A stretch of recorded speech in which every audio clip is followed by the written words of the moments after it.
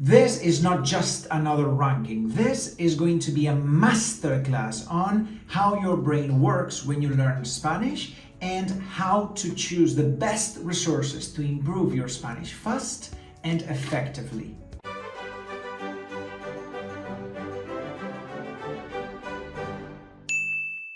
After learning to speak 6 languages, I have learned a thing or two about what works and what doesn't when it comes to learning a new language. So before we even dive into the ranking, there's something you need to understand.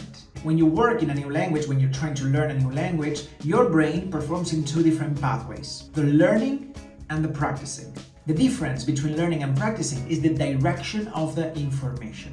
I'm gonna say that again because you will never hear this from any other teacher, any other course. This is brand new. You have never heard it before. All my students who take classes with me, they master this concept because it's extremely important. The difference between learning a language and practicing a language is the direction of the information. Now, when you learn a new language, what you do is you get something that is not in your brain and you put it, you add it inside your brain. I want you to imagine that your brain is like an empty box and you get something that was not on the box and you put it. That's when you learn. Now you've got something in the box that before it was not there. And that's, for example, when you can say that today I have learned that house equals casa in Spanish, or that I have learned how to use por y para, for example. Practicing is the opposite, is when the information goes from the inside to the outside. What does that mean? That means that when you practice, right now I'm practicing my English, and as you can see, I'm not adding new stuff to my brain. What I'm doing is getting everything that I already have learned in my brain, putting it in order so I can vomit it, I can expel it from my brain so I can talk to you. So the differentiation must be absolutely clear in your head, and I'm sure it is not. Even though you understand it, I'm sure that you understand it, but it's not clear in your head, and I'm gonna prove it in just a second. Question time. When you watch a show on Netflix, for example, you watch La Casa de Papel in Spanish, La Casa de las Flores, you watch Élite, whatever show you like in Spanish. What are you doing? Are you learning or are you practicing? I bet my ass that 99% of you guys said learning. I am learning Spanish. I'm learning with a show.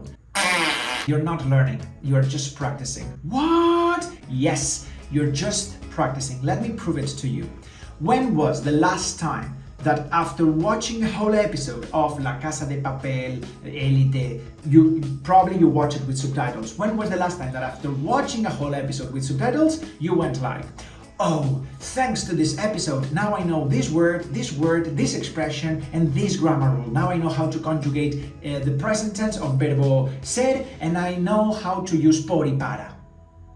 That has never happened. If you're lucky, and I'm saying if you're lucky, you may have learned 1 word or 2 words, and usually that's very, very interesting words like insults or swear words like, I cannot say this because then my video gets banned, but you know the kind of words that I mean, right? Something like cabr,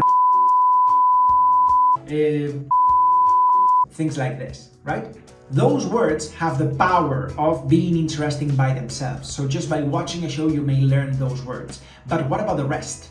Understanding Spanish is not the same as speaking Spanish.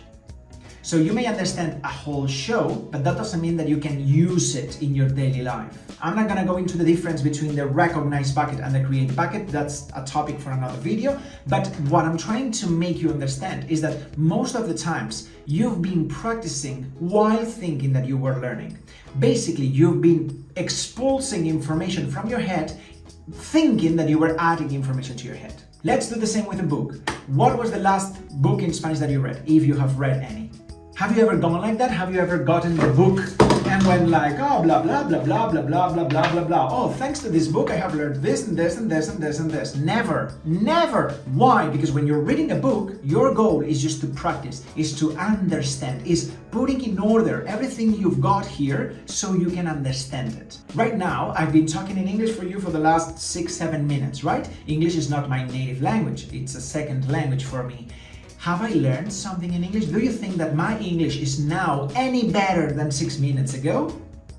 I'm telling you, It is not. In fact, I use English every day with my students. My beginner students, I teach them in English because of course we need to communicate, right? And my English gets no better, even though I use English every single day, usually like 2, 3, 4 hours of English every single day. If I could learn English, check this out, if I could learn English by speaking, I would be freaking Shakespeare. And you can tell that I'm not Shakespeare.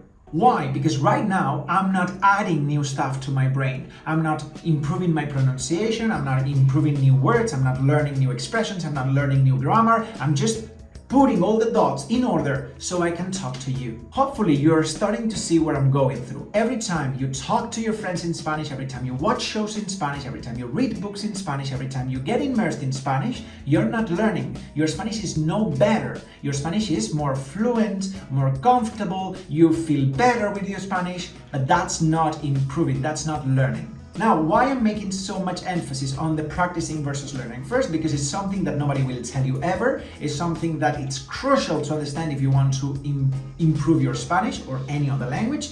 And because all my students who take private classes with me, they master, because it's extremely important. And also because in this ranking, I'm gonna be talking all the time about the learning and the practicing part. Because any resource can be used to practice and to learn. And depending on how you use it, you're gonna get one thing or another thing. So enough chit chat. Let's start with the ranking. So we're gonna start with Duolingo. By Duolingo, I don't only mean Duolingo. Basically, I'm talking about all the language learning apps out there. There's Duolingo, there's Babbel, there's Drops, there's Memrise, there's many options out there. Where are we going to place all these apps? Spark! A failure, a complete failure. Why? Because now that you start to understand the difference between learning and practicing, think about your experience with Duolingo. Probably, I bet my ass that you've got experience with Duolingo because everyone in this world has played Duolingo any time in the past. What were you doing? Were you actually learning? Well, yes, you kind of learned a couple of words, just by simple repetition, right? You learned probably mama, papa, mesa. Then you learned some stupid words that you will never use. For example, one of the very first things that you learn in Duolingo, I don't know why, it's bufanda, scarf. Okay. And funny enough, you've got sentences like El oso tiene una bufanda amarilla.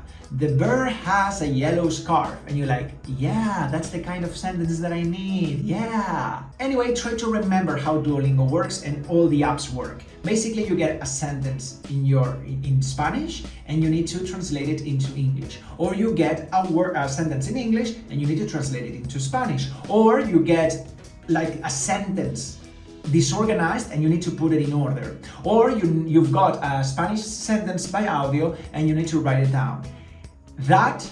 Isn't that practicing? The listening exercise is like when you're listening to a show on Netflix.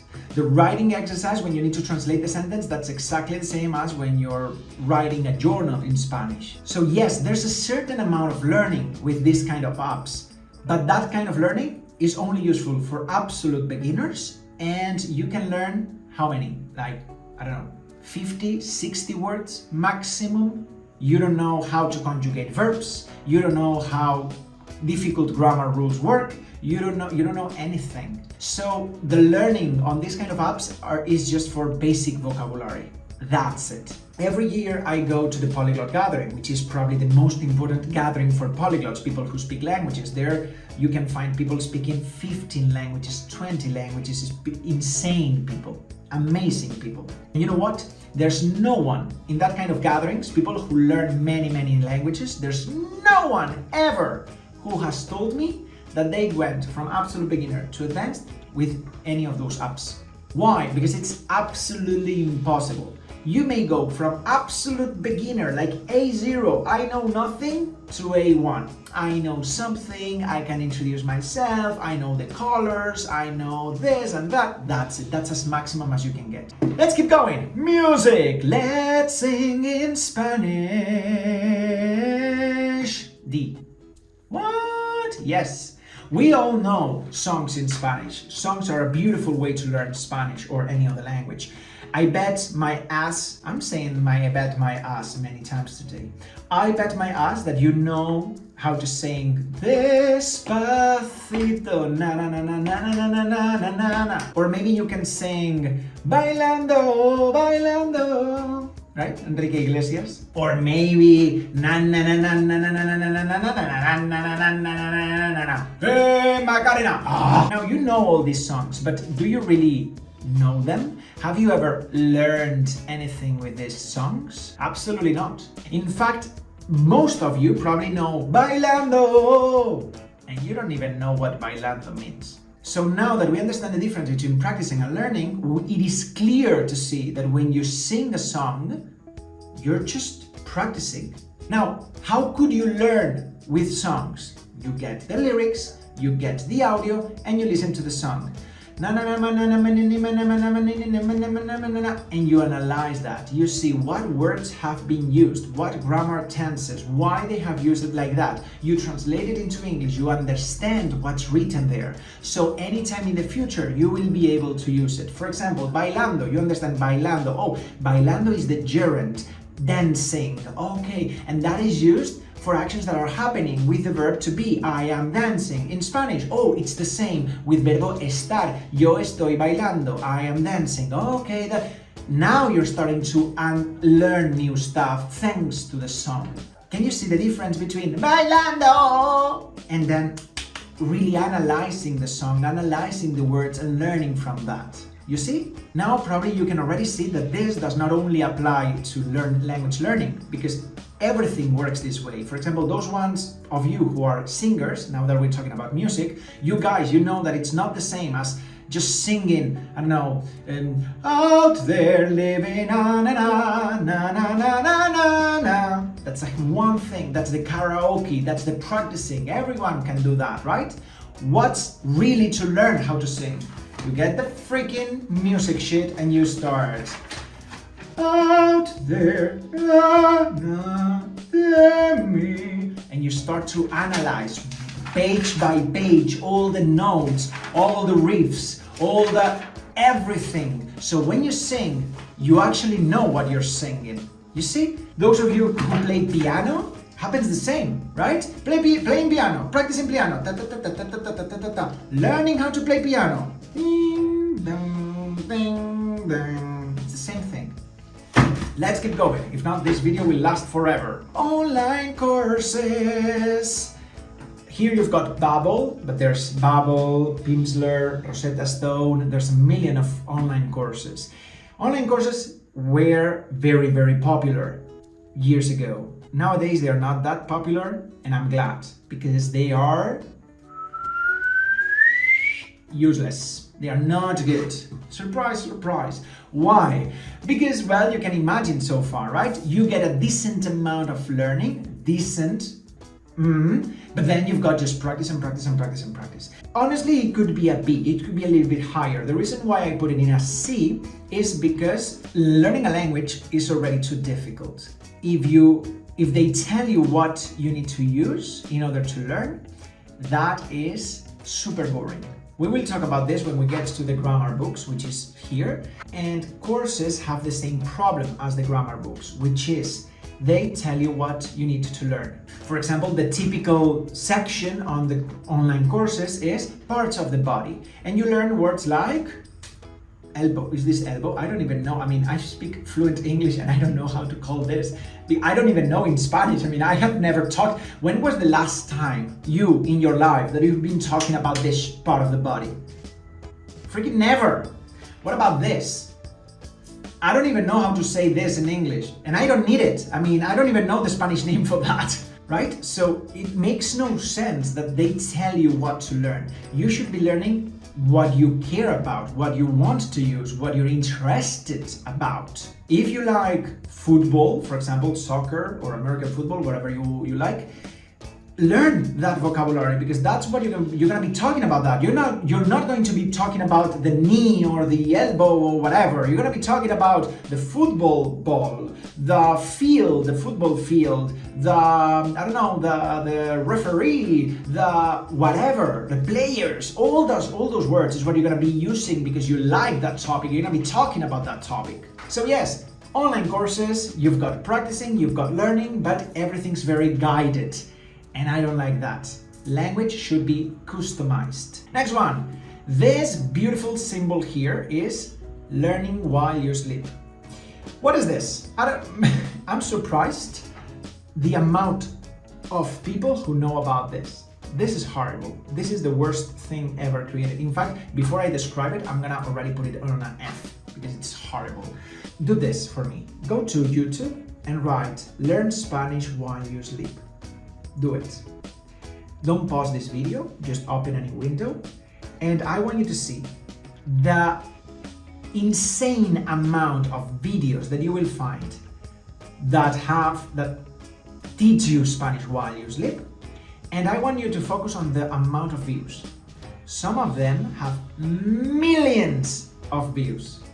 This is not hundreds, this is not thousands, we're talking about millions of views. It is absolutely ridiculous that people believe that you can learn any language by sleeping.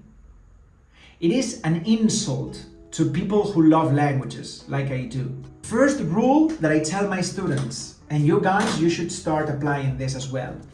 If you want to make it fast, if you want to make it easy, don't do it.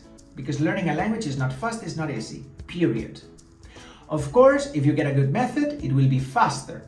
If you get a good teacher, it will be more effective. But fast and easy, it is not. Language learning is like any other skill. Playing piano, learning how to sing, dancing, you name it. You cannot be a Broadway dancer in 1 month. You cannot speak a language in 1 month. Period.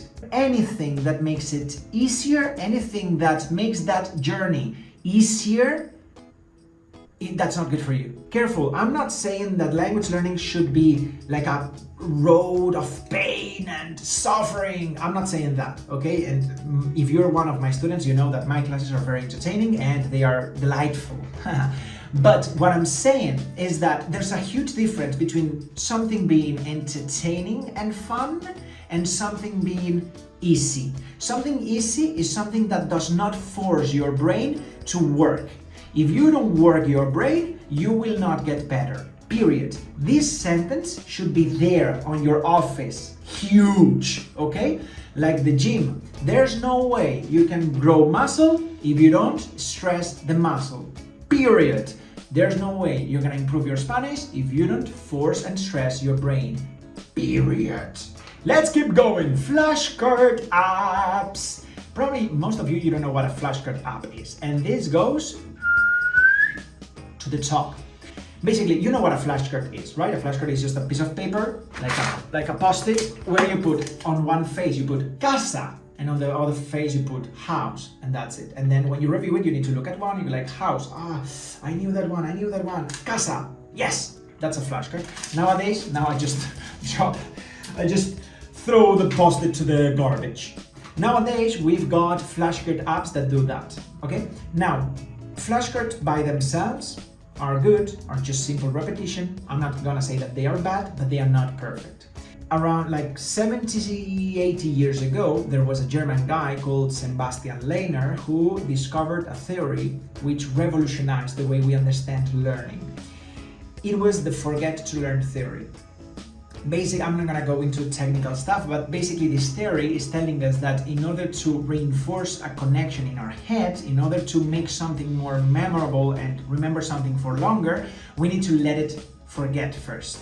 So this knowledge, that sounds a little bit complicated, but it is not, derived to something that is extremely valuable for language learning, which is the spaced repetition system. Basically, the spaced repetition system is an algorithm, a mathematical algorithm that is going to calculate how much time you need to not see a given word for you to forget it.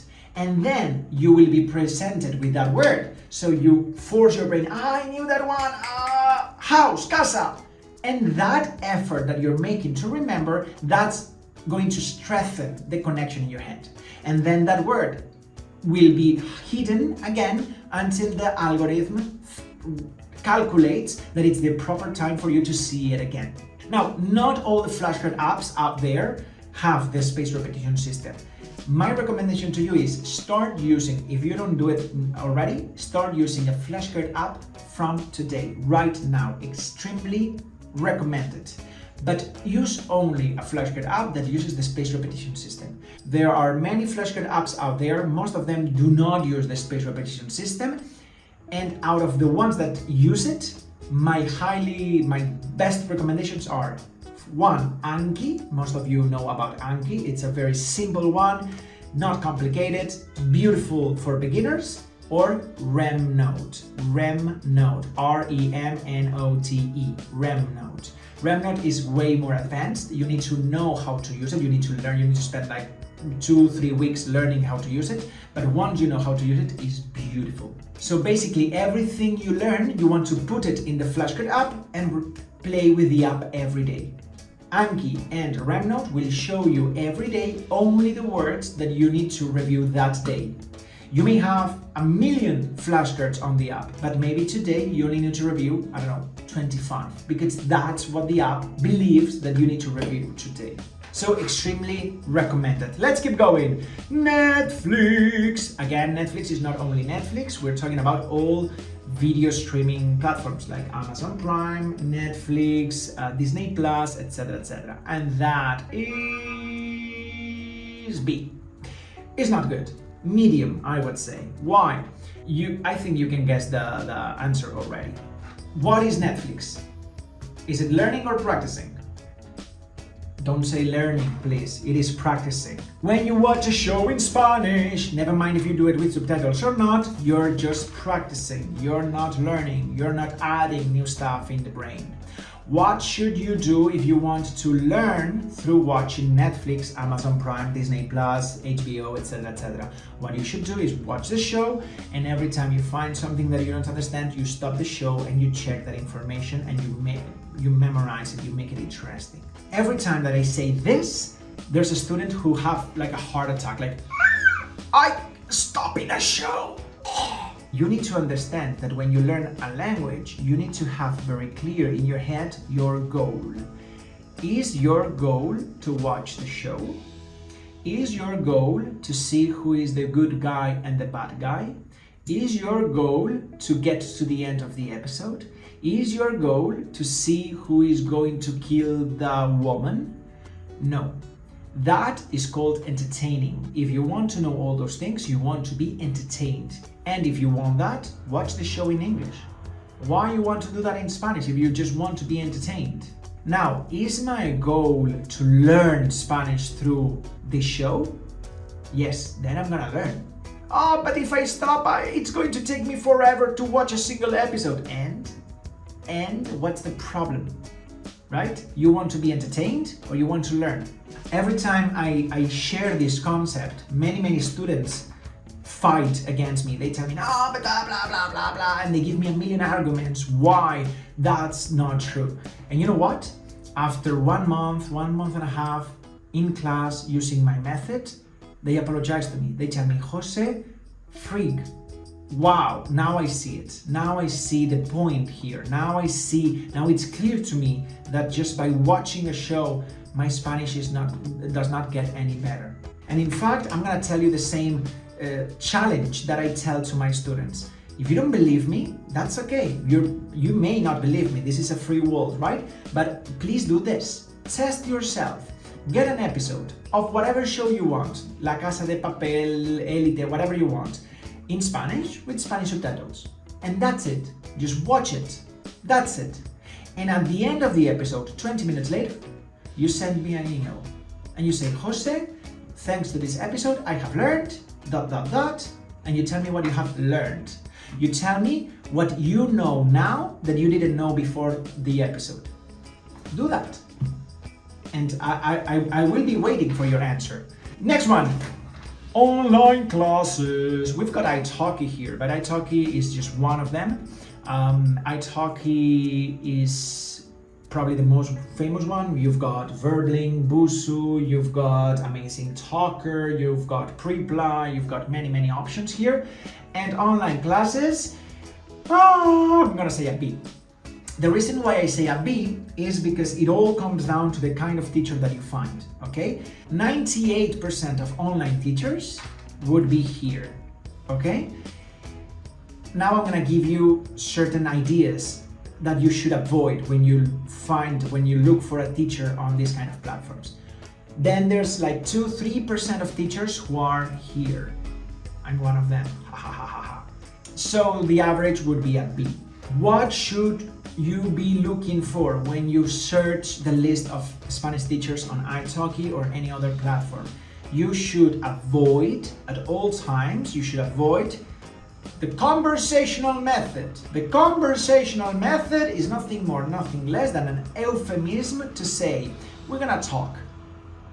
And that's it, you're gonna pay me to talk, okay? Yes, you could do it for free. There's Tandem, there's language apps, there's Facebook groups, there's communities on you wherever you live. There's Spanish communities, you can do that for free, but I'm gonna charge you $10, $15, $20 for that.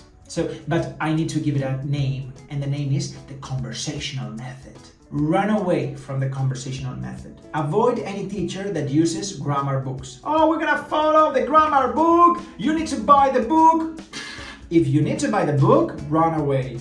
No, I'm gonna give you the PDF of the book. You don't want to follow. Why do you want to follow a book?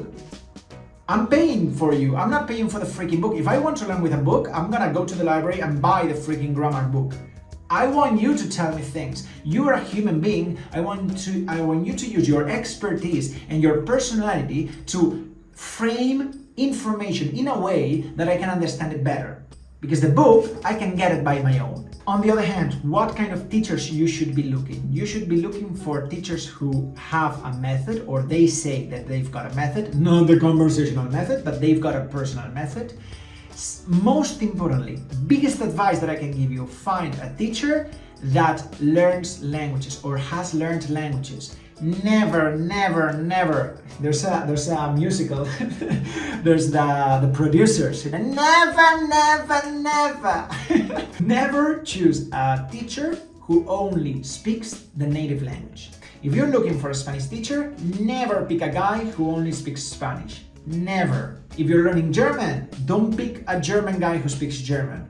If you're learning French, don't pick a French guy who speaks French. There's an absurd obsession that I will never be able to understand about looking for native teachers. You probably, I'm going to assume that you're English, okay? Probably you're French or Italian or, I don't know, from any part of the world. But I'm gonna pretend that you're American or British or Australian. Your native language is English. Could you tell me about English subjunctive?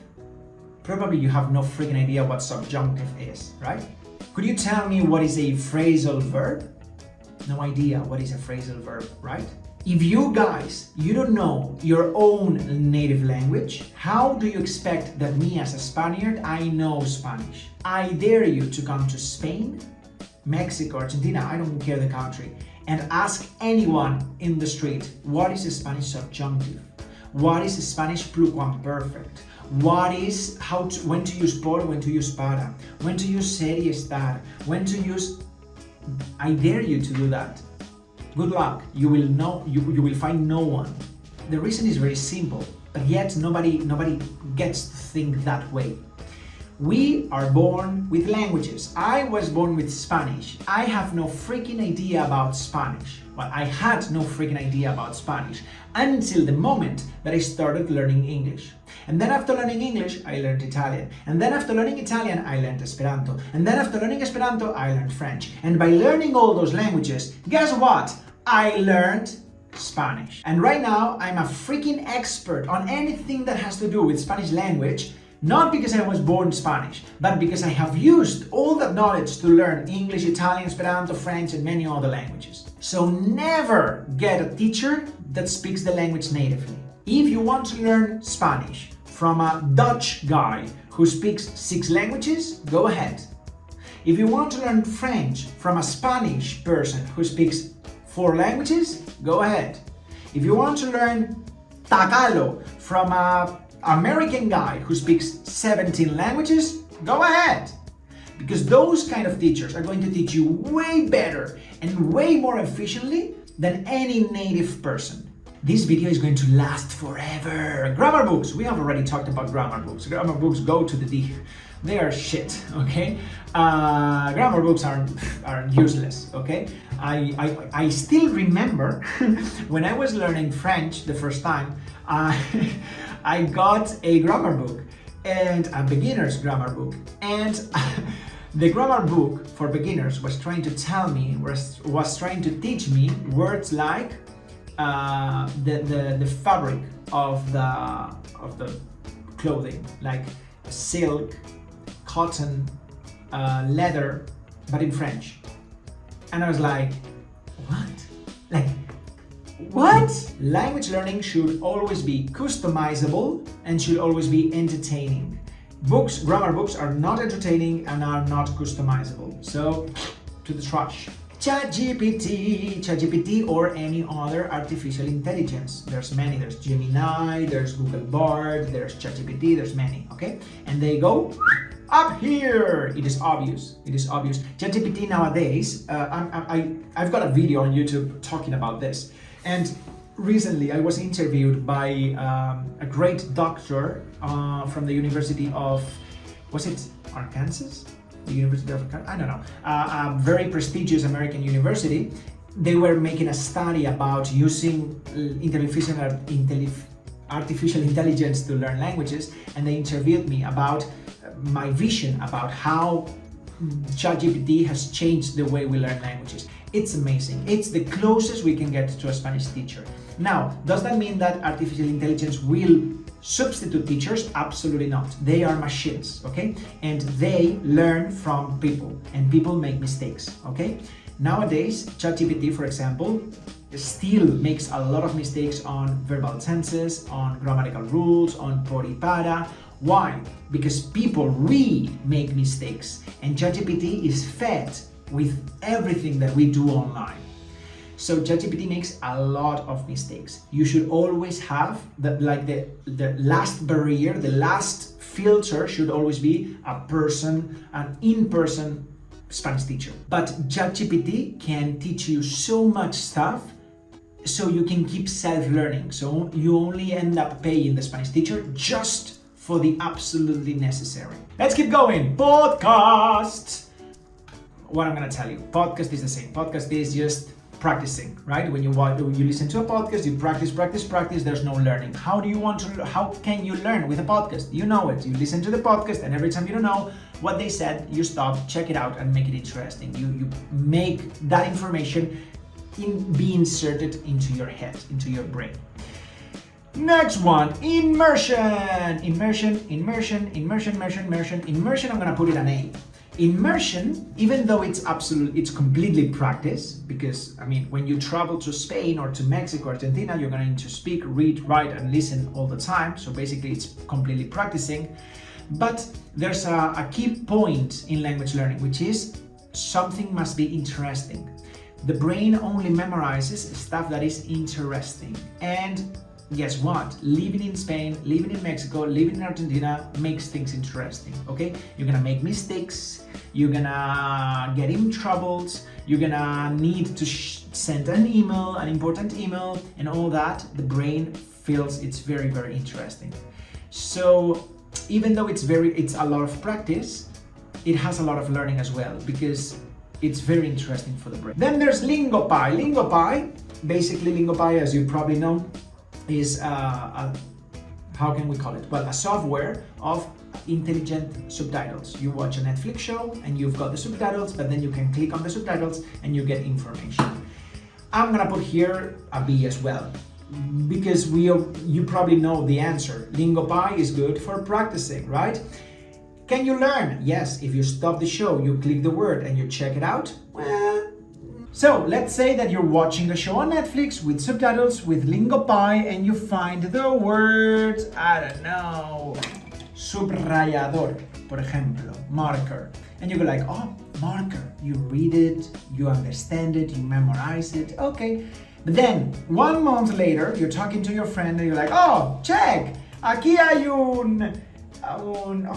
crap, I forgot. How many times that has happened to you?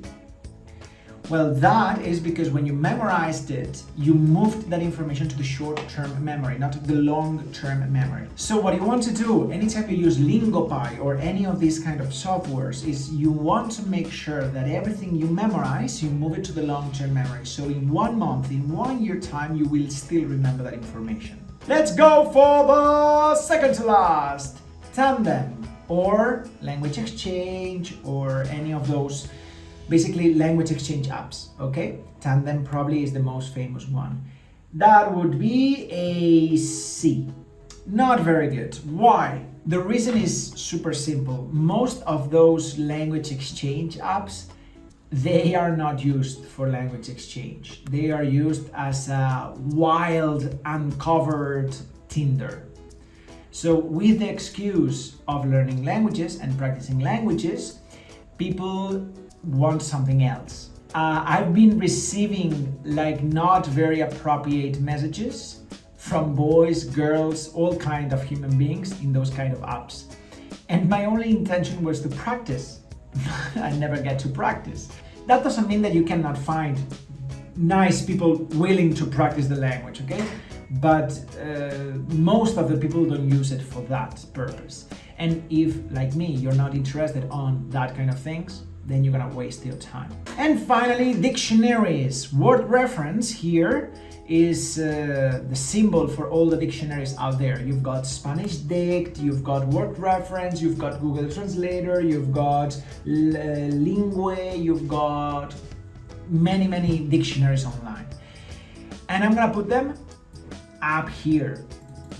But I'm gonna put here only Word Reference. The rest is crap, okay? Please do not use a Spanish Dict. Please. If you know what I'm talking about, if you have ever used SpanishDict.com, please don't, okay? Spanish Dict, I don't know who is behind. I have nothing against the creators of Spanish Dict. I've got something against the way they have created it. That website, the amount of mistakes that website has, it is impossible to calculate. You know that the P number that has infinite amount of digits is like 3, 14, 15, whatever. That number, okay, is shorter than the amount of mistakes that you can find on Spanish Dict. It is super funny because every single time that one of my students come to class and asks me, Jose, I have found this online, but I'm not sure if this is correct, I can instantly see if that's from Spanish Dict or not. I mean, the mistakes that website gives you are so characteristic that it is insane. I don't know how they do it. So you don't want to use a Spanish Dict, you want to use Word Reference, okay? Wordreference.com. Word Reference is by far the best online dictionary there is, okay? Every polyglot in this world, every person that I meet on the polyglot gathering, they all say the same thing. Word Reference is the best thing. Why? Because the amount of information that you get on Word Reference is amazing. One of the worst things when you translate a word, one of the worst things you can do is just put it on Google and check the first translation. For example, to get, coger. Wow! To get has like 3 million meanings depending on the tiny emphasis that you're talking about, that you want to give to the sentence. And each one of those emphases is going to have a Spanish word attached to it. So Word Reference is giving you that one by one, all the exact emphasis that you can give to the verb to get and the Spanish version. So guys, this is it. Hopefully you have learned a couple of things in this video. Again, the ranking is not what's important here, because as you can see, the symbols do not represent the real resources, okay? This is just the categories.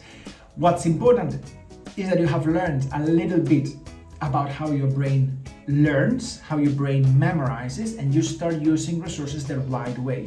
always basing your decisions on the difference between practicing and learning. If you want a little bit more customized help, you can check my classes. You've got all the information on the description, or you can go to polyglotpanda.com and check all the information. Feel free to check everything that I've got for you here. That's all for now. Ciao, pandas!